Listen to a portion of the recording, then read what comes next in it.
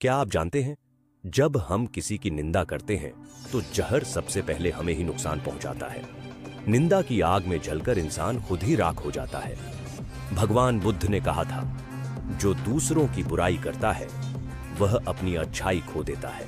सोचिए, अगर हम रोज किसी की निंदा करते हैं तो हम अपने ही जीवन से क्या खो रहे हैं। जिस प्रकार आग पहले जलाने वाले को ही जलाती है, उसी तरह निंदा करने की आदत सबसे पहले निंदक को ही दुख देती है। भगवान बुद्ध के ये वचन हमें सिखाते हैं कि निंदा करने से किसी और से पहले हमारा ही पतन होता है। निंदा करने के नुकसान: 1. मन की अशांति। निंदा करने वाला व्यक्ति कभी शांति अनुभव नहीं कर पाता। 2. नकारात्मक ऊर्जा का प्रसार। उसका मन कड़वाहट से भर जाता है और दूसरों तक भी वही फैलती है। 3. समय की बर्बादी।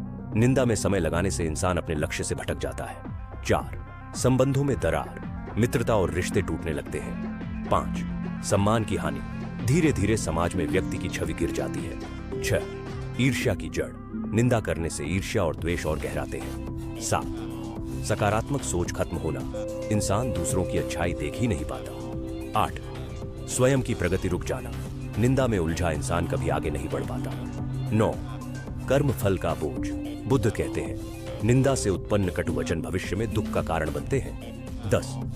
असंतोषपूर्ण जीवन। निंदक को कभी संतोष, सच्चा सुख और आनंद नहीं मिलता। भगवान बुद्ध ने कहा था, जो दूसरों की बुराई करता है वह अपनी ही अच्छाई खो देता है। निंदा करने की बजाय यदि हम मौन, करुणा और सकारात्मकता चुनें तो जीवन आनंदमय हो जाता है।